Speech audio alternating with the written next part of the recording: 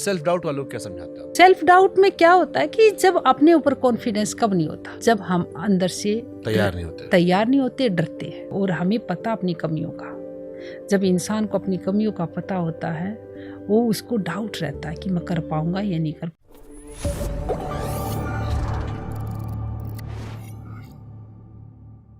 Self doubt वालों को क्या समझाते हो आप? जैसे आजकल एक बहुत बड़ा वर्ग है जिससे सेल्फ डाउट है कि क्या मैं लाइफ में अच्छा कर पाऊंगा, क्या शुभंकर, मुझ में कोई टैलेंट है? यस, सेल्फ डाउट में क्या होता है कि जब अपने ऊपर कॉन्फिडेंस कब नहीं होता, जब हम अंदर से तैयार नहीं होते, डरते हैं। अपने ऊपर कॉन्फिडेंस तब नहीं होता जब हमें डर लगने लग जाता है और हमें पता अपनी कमियों का। जब इंसान को अपनी कमियों का पता होता है वो उसको डाउट रहता है कि मैं कर पाऊंगा या नहीं कर पाऊंगा, और वो कमी किसी को बता नहीं पाता, उसको खुद को ही पता, और दिखाता स्ट्रोंग अपने आप को। फिर वो ढूंढता है ऐसे व्यक्ति को जिसको बता पाऊँ अपनी कमियाँ, जिससे डिस्कशन कर पाऊँ। अब उसको नहीं मिलता तो धीरे धीरे एक डिप्रेशन में आ जाता और धीरे धीरे अपने आप को एक कमरे में सिकोड़ लेता। ऐसे बच्चों के लिए ज़रूरी उनसे बातें करें, उनसे आपस में जब बातें करते तो उनके जो डाउट्स हैं वो बाहर आते हैं, और जब वो बातें करते हैं तो उनसे विचार मिलते हैं, उनको थॉट्स मिल जाते हैं कि तुम ऐसा करो, ऐसे रास्ता बदलो, ऐसा आपको करना चाहिए। वो किसी से मिल जाते तो मैं वो काउंसलिंग करती हूँ कि आपको अपने ऊपर डाउट नहीं रखना, डरना नहीं, आपको अपने विचारों को देखना है और ऐसे व्यक्तियों से मिलना जो आपको मोटिवेट करे, आपको आगे बढ़ाने के लिए इंस्पायर करे, आपकी कमियों को दूर करे, और अपने आप को स्ट्रॉन्ग मत बनाओ, अपनी कमियां भी दिखाओ। अपने घर में बात करो, अपनी फैमिली से बात करो, अपने मम्मी पापा से फ्रेंड्स की तरह बात करो कि मुझे ये डाउट हो रहा है, क्यों आप बात नहीं करते, क्यों नहीं करना चाहते बात, क्योंकि आपको डर लगता है। कई बार शिकायत करते नहीं फैमिली के पास टाइम नहीं होता। मैं कहना चाहूँगी कि हमें टाइम देना चाहिए एक फ्रेंड की तरह, ताकि वो अपनी बात करें, जो डाउट्स हैं उसको क्लियर करें और आगे बढ़ने के लिए उसको प्रेरणा मिल जाए और आगे बढ़ जाए। जैसे आजकल शादियां सक्सेसफुल नहीं हो रही है, मैं अधिकतर केसेस देखता हूँ, शादी हुई या तो डिवोर्स हो गया, या उनके एक्स्ट्रा मैरिटल अफेयर चल रहे हैं, या वो एक घर में भी सिर्फ दुनिया समाज चलते रिश्ते चला रहे हैं। बहुत सारे रिश्ते ऐसे, मैं ये नहीं कह रहा सारे रिश्ते ऐसे हैं, बट अधिकतर रिश्ते आजकल खासतौर पर मेट्रो शहर में से दिखाई पड़ते हैं। ये लोग जो आपके पास आते हैं, इन्हें क्या सलाह देते हो आप? एक दूसरे के प्रति समर्पित नहीं है, समर्पण नहीं है, विश्वास नहीं है। और जहाँ विश्वास नहीं है शुभंकर, वहाँ पर कैसे आप आगे बढ़ सकते हो?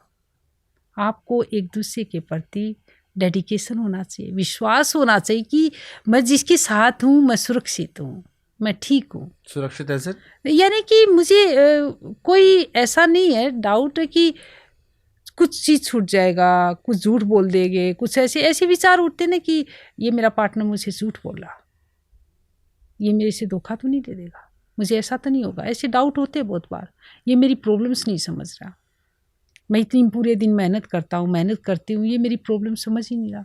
पर वो उसको ये नहीं पता, इसको पता ही नहीं आपकी प्रॉब्लम्स, आपको समझाओ ना, वो अपने माइंड में ही बना लेते, इल्यूजन कर लेते अपने माइंड में पैदा, ये क्यों नहीं समझ रहा, ये कहीं ना कहीं मुझ पर विश्वास नहीं कर रहा।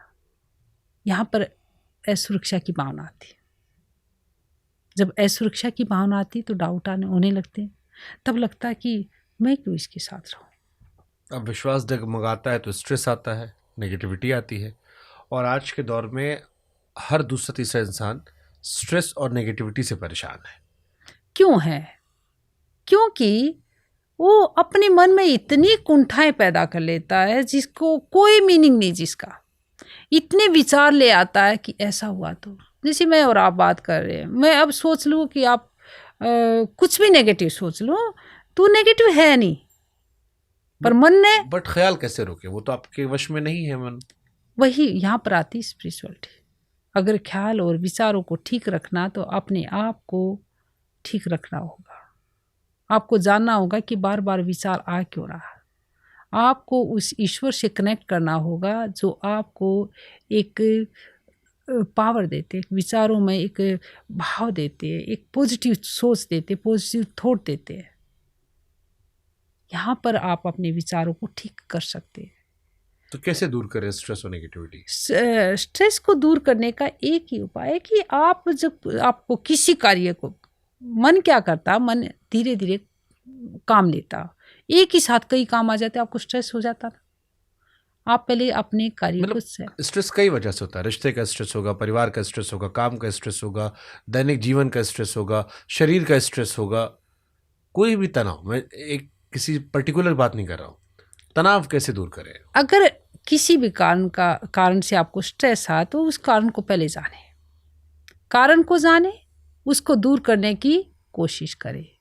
और जब कारण आ जाएगी तो आप अपनी बुद्धि से उसको दूर कर लोगे और दूर थोड़ी देर स्ट्रेस आएगा।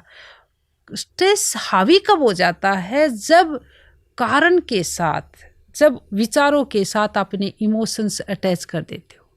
फिर क्या करते हो? आपकी अतीत की बातों में चले जाते हो। आपको लगता है ये पहले भी ऐसे ही किया था इसने मेरे साथ, पहले भी ऐसे हुआ है, और इमोशंस को अटैच कर देते हो विचारों के साथ। जैसे ही इमोशंस अटैच हुए आपका स्ट्रेस बढ़ते चला जाएगा, आप उससे बाहर नहीं आ पाते, और बाहर नहीं आ पाते तो आप धीरे धीरे विचारों में अपने इमोशनल इतने हो जाते हो कि उस रिश्ते से दूर हो जाते हो, या शरीर में इतना भोजन ले लेते हो कि अपने आप ऑटोमेटिकली शरीर खराब कर लेते हो, मन खराब कर लेते हो, बुद्धि में नवीनीकरण नहीं करते, यानी कि नए विचार नहीं ला पाते, और धीरे धीरे फिर सोचते हो कि मैं कब रिलैक्स करूं। वो स्ट्रेस इतना बढ़ जाता है कि उसको ठीक नहीं कर पाते, जिनकी वजह से बहुत सारी परेशानियां आप अपने आप ही बना लेते हो। स्ट्रेस दूर करने का एक ही उपाय है कि उन किससे आ रहा है, क्या वजह है, क्या कारण है, उसको जल्दी से जल्दी दूर करोगे तो ऑटोमेटिकली स्ट्रेस दूर हो जाएगा। योगा, मेडिटेशन, हाँ, क्या ये मेंटल हेल्थ पर काम करता है? ये करता है। योगा मेडिटेशन, जैसे मैं पहले कही कि योगा बहुत ज़रूरी है फिज़िकल फिटनेस के लिए। आप योगा करते हैं तो आपका जो फिज़िकल फिटनेस वो ठीक रहती है, आप एक्टिव रहते हो, आप अपनी बॉडी में कोई भी ऐसी नेगेटिविटी नहीं आती, आप स्वस्थ रहते हो। और मेडिटेशन से आपके विचार स्वस्थ रहते हैं। आपके विचार स्वस्थ होंगे तो स्ट्रेस नहीं आएगा। सब कनेक्टेड, एक दूसरे से कनेक्टेड है। आपके विचार स्वस्थ हैं तो आपकी लाइफ भी ठीक रहेगी, आपके रिश्ते भी ठीक रहेंगे, आप आगे भी बढ़ पाएंगे। मेडिटेशन बहुत ज़रूरी है, प्रतिदिन करना चाहिए, भले ही ड्यूरेशन कम हो, पर प्रतिदिन मेडिटेशन ज़रूर करें। क्या जो हमारे यहाँ मंत्र पढ़ते थे लोग, ये भी एक प्रकार का मेडिटेशन है? यस, मंत्र भी 108 मंत्र पढ़ते थे बैठ के, कि आप ध्यान केंद्रित कर कुछ पढ़ते जा रहे हैं, ये भी एक मेडिटेशन, एक प्रक्रिया है। आप समझिए, मंत्र, भजन, पूजा, ये सब एक प्रक्रिया है, और उसके परिणाम मिल जाते कि हम उस परमपिता परमेश्वर के इतने करीब हो जाते हो, अपने आप ही ऑटोमेटिकली हमें पॉजिटिव एनर्जी देने लग जाता, जिससे हमें कोई भी परेशानियां नहीं आती। हमें स्ट्रेस भी नहीं होता, एंग्जाइटी, जो एंग्जाइटी होती है आजकल, छोटी छोटी बातों में एंग्जाइटी हो जाती, क्यों होती है? क्योंकि किसी भी कार्य को आते हुए देख ले, मतलब कोई भी हमारे पर प्रेशर आ जाता माइंड पर, एंग्जाइटी हो जाती, वो प्रेशर हम झेल नहीं पाते और हम पैनिक हो जाते हैं।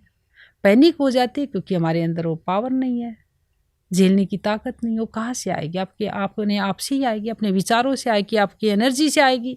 एनर्जी जब शुद्ध होगी, विचार शुद्ध होगे, तो उसको हैंडल भी अच्छे ढंग से कर पाओगे। प्रारब्ध की परिभाषा क्या है? पूर्व जन्म में जो कर्म किए हैं वही प्रारब्ध है। वो कर्म कितने हैं, कैसे हैं, किस तरह आपका जन्म हुआ, किस घर में जन्म हुआ, वो प्रारब्ध से तो होता सब। तो मतलब अगर आप इस जन्म में कुछ अच्छा कर रहे हो और आपको अच्छा नहीं मिल रहा है फल, तो आपको परेशान होने की जरूरत नहीं है। नहीं, तो कई बार लोग कहते हैं ना कि देखो भाई, एक आदमी बदमाशी कर रहा है, सब कर रहा है, फिर भी तुम सुखी है। कुछ अपने प्रारब्ध के कर्म उसको इतने अच्छे मिले हैं जो वो अपने प्रारब्ध के कर्मों को कर रहा। और तुम सब कुछ अच्छा कर रहे हो, पूजा पाठ करते हो, ध्यान रखते हो, फिर भी तुम दुखी हो। आप दुखी नहीं हो, पूजा पाठ कर्म करते हो, हाँ, सही है, दुखी नहीं हो, बस इतना मिल नहीं रहा, वो प्रारब्ध का कुछ कर रहे हैं इसलिए उसको इतना मिल रहा है, और आप कर रहे हो तो अपने कर्म बना रहे हो, मिल जाएगा आपको। भविष्य बना रहे, भविष्य में मिलेगा, जरूर मिलेगा, कोई भी कर्म खाली नहीं जाता।